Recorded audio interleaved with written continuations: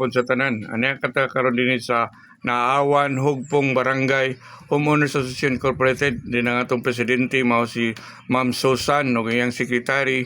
Nakaroon din siya yung kilid, no?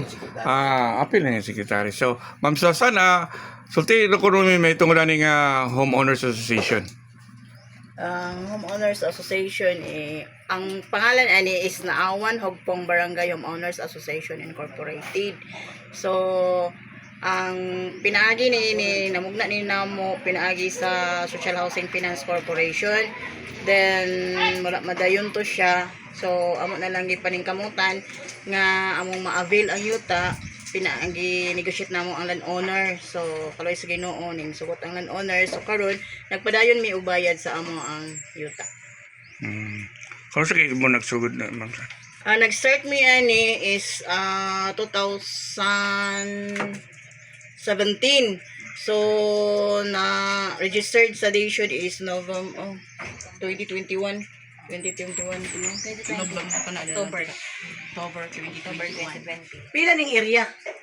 Ang area ani is 41,283 square meter. Pila nakabubong ang Membro. nakaposisyon ng mga membro?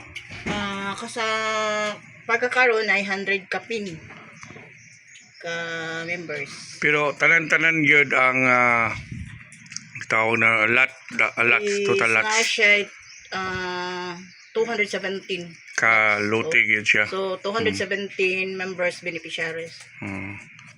Averaging sa per lot of 100 square meter, no? 100 square meter. Kini ba itong mga kasada, Ma'am San, kanang saka unsa may yang wide niya 10 meters wide? Sa entrance na to is dunay 10 meters. Dayon sa pasulod na to sa mga housing is 8 meters. Standard yun siya ba? So, Ma'am San, sa pagkakaroon, unsa may mga programa ninyo karon na panghimo karon sa housing, unsa may mga future plan? Karon nagdevelop sa gid mi sa amo ang site sa site. Then mo ni ang mga site nato na nagpasalamat po ni Mayor na ani sa ato ang site sa site. Then karon nagplano mi nga magbuhat pud mig office diri. So nanay pipila ka mga members nga nagbalay diri. So nana ba kuryente ni Ma'am San? Ano na kuryente? Ang inyong panubig niyo. Ang tubig na mo naghangyo mi sa LGU, nagmuha mi ni Mayor nga iyang mutangan og tubig. Pagkakaroon nagkuan pa sila sa linya. So temporarily nagbuhat lang mi og deep well dadto. So para na itubig ang mga members. So ang mga membro magpa-member dito sa water district mo, no? Na pila lang kanila mga bayro nun na kung magpa-connect sa tubig. Depende. Sa ilahang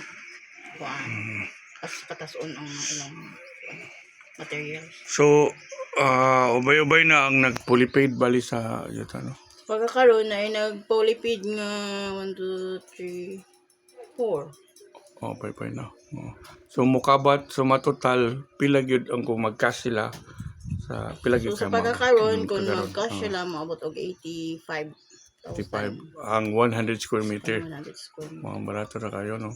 So basig na kay mga panawagan, Ma'am Susan, sa may mga padawagan namon no sa nasyonal nga basin si ang atong mga senator dito o presidente nga matabangan mi diri sa amo ang Homeowners Association pinaagi sa pag-develop niini pinaagi pod sa housing nga amuhang gihandom nga ang tagsa-tagsa ka mga beneficiary nga mga indigent makabato ni ana nga mga puloy-anan. So mao man ni project sa una sa Social Housing Finance Corporation galing kay wala lang nadayon tungod sa wala na budget. Okay.